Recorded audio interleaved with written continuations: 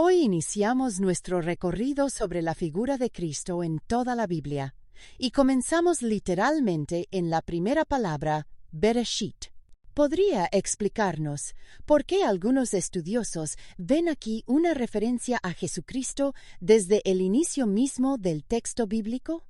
Claro, Bereshit, que significa en el principio, contiene una separación midrashica fascinante. Bar, que significa hijo. Así, ya en Génesis 1 encontramos la idea de que Dios entregaría a su hijo, anticipando el mensaje cristiano de Juan 1:1-3, donde se afirma que el hijo fue agente en la creación. Es como un sello de identidad colocado desde la primera sílaba. Resulta sorprendente que una sola palabra esconda tanto. Siguiendo con este hilo, ¿cómo se presenta la Trinidad en el acto de la creación según el análisis del término bará? Bará significa creó, pero sus letras en hebreo, Bet, Resh y Aleph, transmiten un mensaje trinitario. Bar, Hijo, Ruah, Espíritu, Abba, Elohim, Padre. Por ejemplo, en Génesis 1:26, Dios dice, hagamos al hombre, usando el plural, lo que sugiere una unidad compuesta, no varios dioses.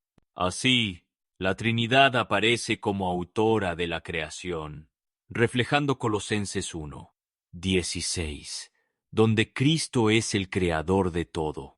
Interesante cómo el lenguaje original amplía el significado común. Para quienes nunca han estudiado hebreo, ¿cómo podríamos ilustrar el valor de estos detalles? Podríamos compararlo con encontrar mensajes ocultos en el código fuente de un programa.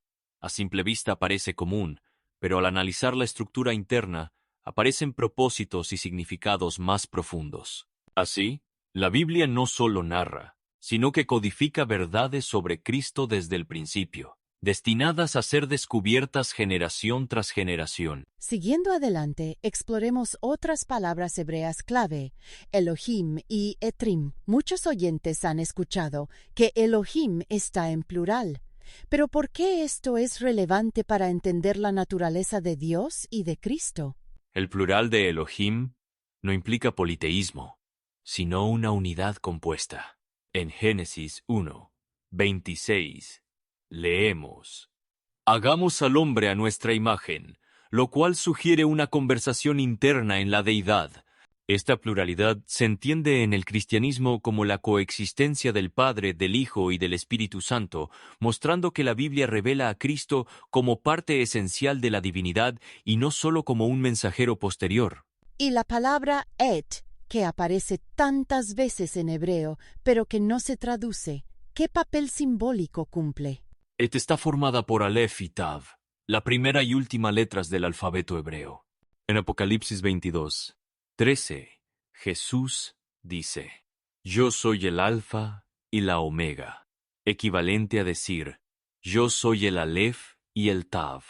Así, cada vez que Et aparece, algunos estudiosos ven un eco de Cristo como el principio y el fin, presente en toda la Escritura, aunque no siempre visible en las traducciones. En ese sentido, la Biblia parece tener un hilo conductor invisible pero constante. ¿Cree usted que esto ayuda a reforzar la idea de la unidad y coherencia del mensaje bíblico sobre Cristo? Sin duda. Es como un tema musical recurrente en una sinfonía. Aunque cambien los instrumentos o los tonos, la melodía reaparece. Estas palabras codificadas recuerdan que la Biblia, desde el Génesis hasta el Apocalipsis, mantiene a Cristo como su eje central, unificando todos los libros y géneros dentro de un solo propósito redentor. Ahora pasemos a las profecías y los salmos, donde muchos ven anticipos de Cristo. ¿Puede darnos un ejemplo concreto de cómo el Antiguo Testamento revela a Cristo de forma anticipada? Por supuesto.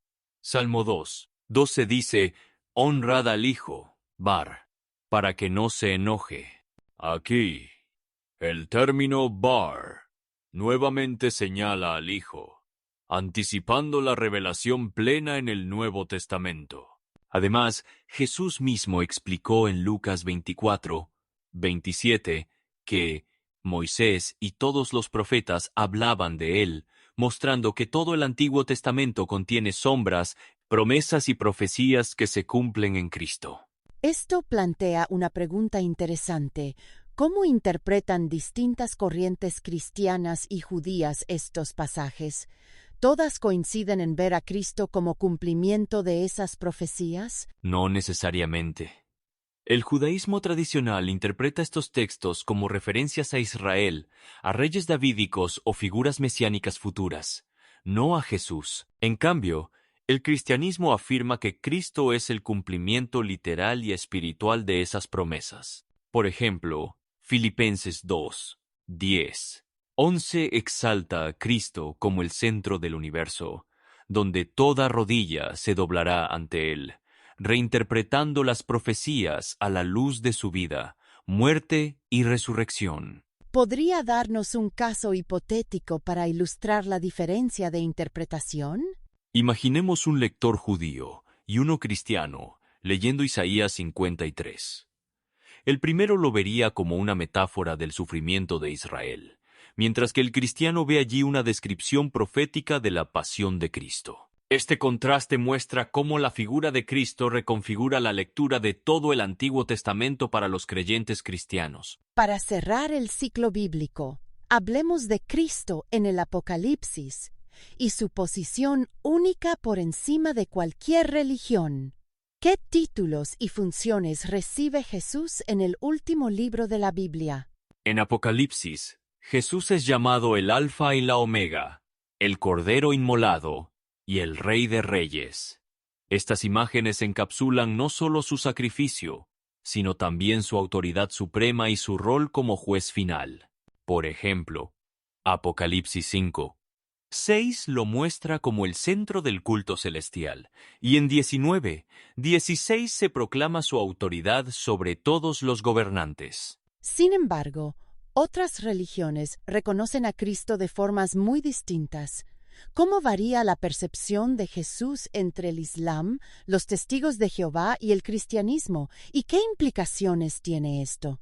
El Islam ve a Jesús como un gran profeta, pero niega su divinidad. Los testigos de Jehová lo consideran un ser creado y subordinado al Padre. En contraste, la Biblia cristiana lo proclama como el Hijo eterno de Dios, el único mediador entre Dios y los hombres, y el único digno de adoración universal, según Filipenses 2:10. Esta diferencia no es solo doctrinal, sino existencial. Para el cristianismo, Cristo es el todo de Dios para la humanidad. Sería correcto decir que, según la perspectiva bíblica, la centralidad de Cristo trasciende el concepto de religión como sistema humano. Exactamente. La Biblia no propone una religión más, sino la revelación de una persona que es el centro de toda la historia, la creación y la redención, desde Génesis hasta Apocalipsis. El mensaje es que Cristo es Salvador, Señor, Rey y Dios eterno. No basta con admirarlo como maestro. La fe bíblica invita a rendirle todo reconocimiento y adoración.